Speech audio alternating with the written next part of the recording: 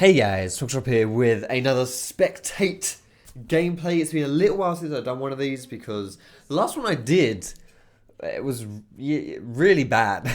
Like, we did a Quinn jungle, I thought it was really interesting, but I think YouTube fucked up or something, and there was like, none of you guys really watched it. Now, that in itself is okay, but I don't want to make videos that you guys don't like watching. So if there's something about this series that you don't like, please let me know so that I can fix it. I can adjust things because I enjoy doing these spectates. I enjoy making these kind of videos. So just let me know if I can make it even better for you guys. That would be awesome. But this video today, boys and girls, we are playing, well not playing, we're watching some Nidalee jungle. Now Nidalee was someone who, when she got reworked, she became a really oppressive jungler. Now, but in Season 7, she's not quite that good, not quite as strong. Oh, there's Cheeky Invade going down here. Not quite as strong, not quite as good. But people in high elo Korea are starting to bring her back. She's starting to see a little bit of a resurgence. Now, Longju Cuz, I think it's pronounced like that. Cuz, I think it's pronounced something like that. I'm English, I can't pronounce things that aren't, Tom and John and stuff like that. He plays Nidalee with a 70% win rate, can't talk, and he is rank 2 in the Korean solo queue ladder. This guy is not Cuz, this is a master tier Nidalee player. I couldn't find any replays of Cuz for some reason, it just wasn't working, so that sucks, but hopefully we can still enjoy this one and see how to play some Nidalee. So things to note right off the bat here, guys, pretty standard jungle clear as far as roots go. But starting with your Q at level 1, not doing any fancy trap setups, just purely starting with your Q. Also looking a little bit aggressive here, as you can see. Nidalee is a champion who, if you're not playing aggressive, you're doing something wrong on her. So you can see this Nidalee is just invading already. She does her side of the jungle, so her double buff clear, Scuttle Crab secures that, and then straight on into the invade. But her mid laner is getting ganked, and she might be able to turn this one if she fancies it. Instead, she's just gonna go ahead and take the crux now. She's not gonna do this. Surely, surely not. There's no way on earth. Okay. All right. Well, she got first blood. That was insane. I'm actually very surprised that she did that, but whatever. It works. Crazy stuff. Now, for you guys to take. Some stuff into your game, if you want to play Nidalee, Runes and Masteries is what you're going to want to know first and foremost. AD Reds, AP Blues, AP Quints, and Armour Yellows. More or less, you can't go wrong with that. And for your Masteries, 12-18 with Thunderlords. Really simple setup, honestly. There's nothing fancy about this setup at all. Nothing fancy about the way she cleared her jungle as well. It's really simple stuff. That surprised me though. A bit of invading is fine. That's great. I mean, you would expect that honestly to an extent, but that was a really, really cheeky like dive. That was ridiculous. Now, something, I'm just going to rewind this here because this may seem like a minor point, but it's quite important when you're clearing on Nidalee. A lot of people struggle on Nidalee to clear without taking a lot of damage. So just note how she does this chicken camp. She throws her Q down, also hits with traps, but then look at her. She's always kiting. She's kiting around her ability cooldowns here. Whenever she's not just standing there auto-attacking, so she didn't actually tank. She took no damage there, but she wasn't actually tanking damage either. So sometimes she took damage and healed it up. She's just constantly kiting. She's moving around and kiting in between her abilities coming up. So that's the way you clear on Nidalee without losing too much health. Because I know that is something that people struggle with when they are playing as Nidalee. Now she's gone for the immediate red smite rush into the Amp Tome as well. So going for the Bruni Kekos. What is interesting here though is that Amp Tome rush, because that is something that... sorry, not Amp Tome rush, the red smite rush. That's something which you usually see maybe like after you've got the... Ether Wisp first. But anyway, quite an aggressive start to the game here. Well, even getting another kill. Beautiful stuff. It's something that, I don't know. It's something that a lot of people, if they try to gank a lane, it doesn't happen, they just run away and leave it. But she ran away and then just came straight back because she saw there was another opportunity to do something there. So she actually gets a kill where I think most people wouldn't get that kill, because I think that's something which in League, if something doesn't work the first time, you just give up. A lot of priorities on these Scuttle Crabs as well, guys. A lot of priorities on these. That's good. Nice stuff. And also getting the honey fruit there to help her out too. Now, I just want to pause here because I want to... She looks like she might be going for another dive top lane. And I really want to break this down because I feel like it's something I've not been doing too much of when doing these commentaries.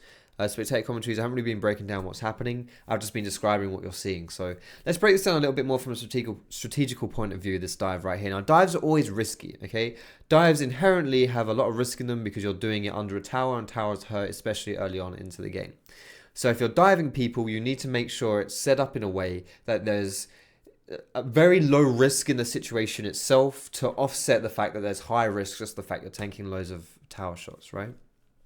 So you either need someone who's very tanky, can tank tower shots, or you need to be able to do it really fast so you don't tank a lot of tower shots.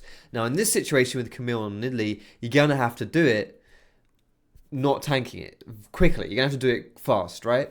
So let's take a look here and see what's happening. Now, we know that a load of people just showed bot lane because we saw that on the minimap. Fizz showed bot lane, Graves showed bot lane. Fizz is now mid. He's just roamed back into mid.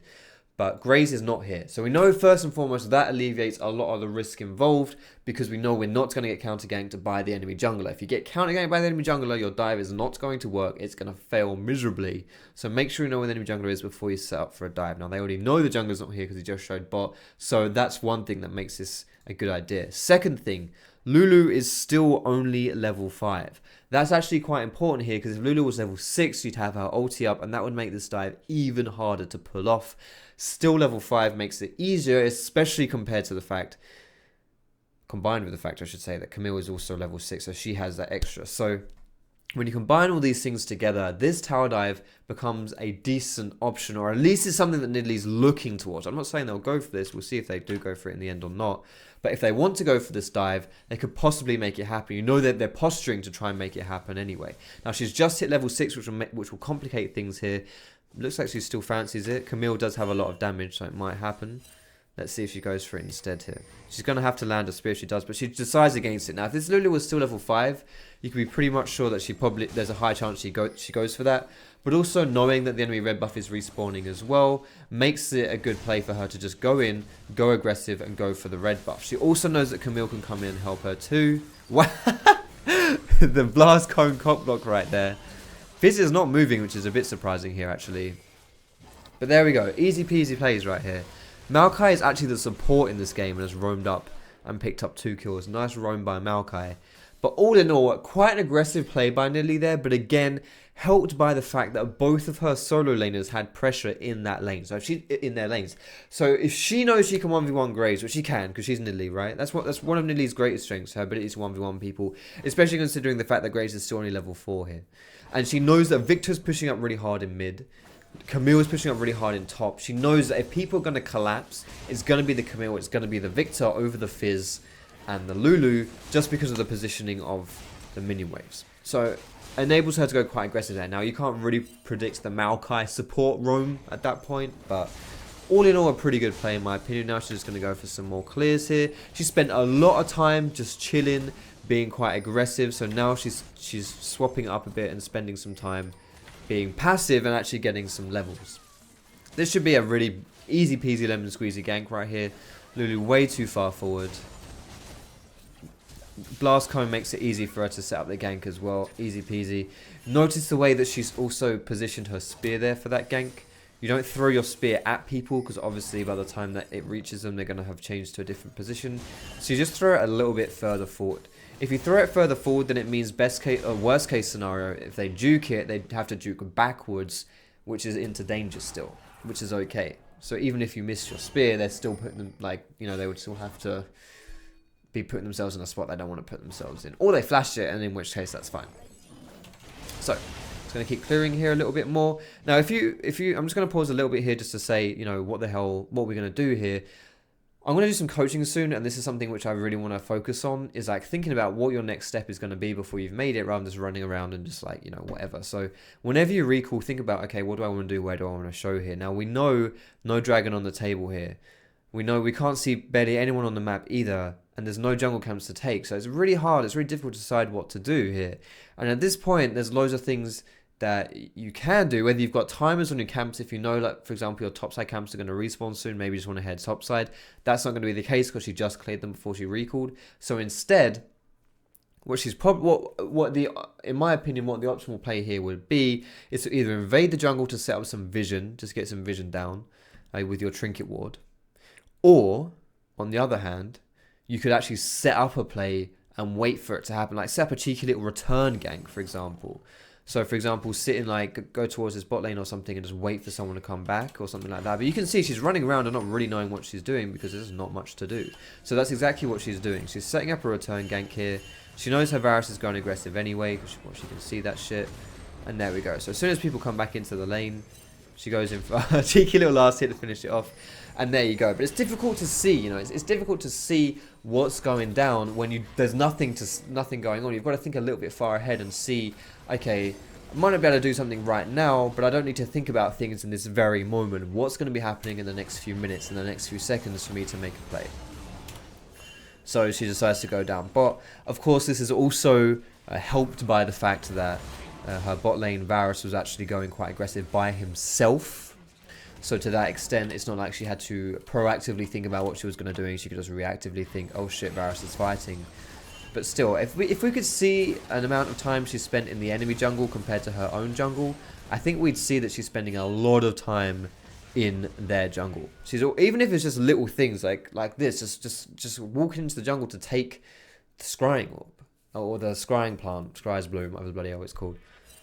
That's a good use of your time because like it might not achieve too much by taking it yourself, but you deny it from the enemy team. And the enemy team, if they'd taken the scry's bloom, they would see this ward and stomp it, for example. So it's pretty good to do.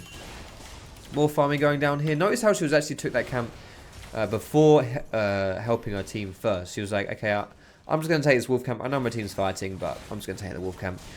I don't know whether or not that was a mistake, but either way, it's probably not a big deal because she, you know, it's fine. You got to keep up your income. You know, she's not really wasting too much time here. Notice how she's running around the map and not just sitting around doing nothing. There's never been an opportunity for her where she's done something and then just thought, oh wait, I can't do this, and then just not done it after sitting there for like a minute or something. You know, she's not wasting any time. She's being very efficient with her time. Either she's invading all the time, or she's farming, or she's ganking, but never is she sitting around doing nothing. The only time you could say she was doing that was around the top side when we were talking about that potential dive going down. But even then, she wasn't really doing it because, yeah, she quickly swapped into turning it into an invade when red buff spawned. Getting to this blue buff as soon as it spawned is quite important here. If you're going to be counter jungling a lot, if you're an aggressive jungler like this, Graves could actually be doing this as well. I feel like this Graves Nidalee matchup is somewhat team dependent, but also just kind of snowball dependent. Should be taking a look at the items here, actually, shouldn't we? So Graves could be doing something similar to this. Just get to the camp as soon as it spawns. You take it away really easily, especially buff camps. Really good thing to do. Now Nidalee here has rushed red smite runic echoes into the abyssal scepter here. Now the abyssal scepter is most likely because, you know, there's a AP top laner as well, and I guess Maokai a bit too. But something to note about the item build of this Nidalee in general here. Oh, she is so donzo here. Something to note about Nidalee in general here, guys. What she likes to build, or Cuz specifically, what Cuz likes to build. He really likes Zhonya's. He really likes Lichbane, and he also quite likes Void Staff as well. So basically, if it's an AP item, you can get it on Nidalee, but getting the Zhonya's is really good. Getting that Void Staff as well if the enemy team seem to be stacking early MR or something like that. And of course Lichbane for the one-shots. All good stuff really on Nidalee. So you can't go wrong with that stuff. We've seen her rushing an Abyssal here. That's something which I will say is a bit uncommon. When I've been looking up these people's builds and what they like to run, you don't see a lot of Abyssal Scepter, especially not this early. And with this team comp against the Graves, you know, she's basically just writing off this Graves and saying, yeah, this Graves is so weak this game. There's no, like, he's not going to be doing anything. Anyway, a lot of focus here on trying to get this top tower, prioritizing that over the dragon. I don't think that's necessarily a bad idea because that top tower, it needs to go down so Camille can start roaming around and actually fighting people. But she's getting a little bit aggressive here. She's feeding her dick off a little bit, as they say. So 6 and 5. She's had a lot of pressure here, but she's too aggressive. Jumping into the jungle like that when you're Nidalee, it's not going to end too well. But she does set up the tower take for Camille, so it's okay. Come back here. I can't click on you. There we go. Again, very efficient with the use of her time when she's running around. She'll just take a jungle camp in between doing things. But a very close game so far. Now, this is usually the part when Nidalee starts to fall off a little bit, because Nidalee is very good in the lane phase, but not so much in other phases of the game. But either way, this is also the time where you'll probably see a few more grouping going down as well. Now, because the thing with the way you're playing these fights on Nidalee 2, you can't be the first one to jump in, else you're going to die straight away. So you'll see the way she plays it, she'll wait for people to go in first before she dedicates to anything. She doesn't want to dedicate to anything specifically immediately by herself until she gets her Zhonya's, which she is building towards here. So unless she gets Zhonya's, she might poke with spears, but she will not be the first one to jump in. Like, even now, if they want to go for this fizz, she's not initiating that shit. She's just taking the tower and chilling out. Taking the free red buff as well. Oh, is she going to get away with it? Yes, she is. Easy peasy lemon squeezy. Hello, Shadwell. You're not going to do anything naughty in this room, are you, Shad? Because I'm busy. A lot of pressure being put down here still. This one's a bit fortunate. I don't think she was expecting to find Lulu here. She was probably just trying to hold this top wave. But, you know, she'll take the free kill. And this will definitely be the Zhonya's here. Probably tier 2 boots as well. But her team is fighting. So let's pause here and see. Does she want to do anything here? She can definitely do something here. Playing off of the Camille perhaps as well. Maybe going for the Graves here. There it is. Again, she's not being focused here in these team fights. She joined it late. Whoa, hello. What was that? Shaddy. You're not being a cheeky monkey, are you, Shadwell? Hey? I think you are, aren't you, Shad? I think you are. Come here. Come here, Shad. Ah. Hello, you. How you doing, Shad? Alright, I'm sorry about this, guys. A little bit distracting. Having this scruffy little man walking around, knocking things over, aren't you, Shaddy?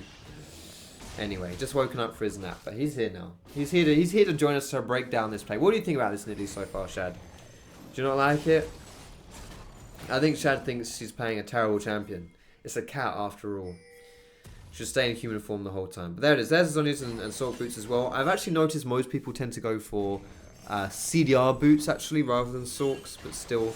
Keeping your eyes on the minimap. At this stage of the game, there's going to be a lot of team plays going down, but she's actually prioritizing a dragon for the first time this game, so that's good. Finally, she wants to get a dragon. But they might look to transition this as well. Like, after this dragon, like, we'll pause it here and we'll think, what are you going to do after this dragon? What are you going to do after this dragon? What would you do, Shad? Hey, what would you do? Take a nap? I'm sure you would, even though you've just woken up from one. After this point, you have to think, alright, where are we going to go from here? What is it that our team should do as a team play to, you know, what can our team do here? Now, if you look at the team comp, having Varus and Victor, specifically Varus, and also Nidalee as well, means that you can siege quite well because you've got the heals coming from Nidalee, so you can like stay out on a like you can stay pushing with the heals. Even if you get chunked from something, you can still stay out. And then you've got a lot of poke damage from Varus, from Victor, and from Nidalee as well. So this means that if these guys want to siege at a tower, they've got a pretty good showing to do so. And the only tank this game is Maokai. The only one who can soak up the poke is Maokai. And he's actually the support this game. So their siege is pretty strong, right? And it's what they're going to want to do. Now, where would you siege up? Where would you go to siege a tower? Well, you can't do it in mid because there's no real tower going down unless you go to this one, which, you know, that's a little bit too far into their base. So you've got to go for these ones here. Either the furthest out towers that remain.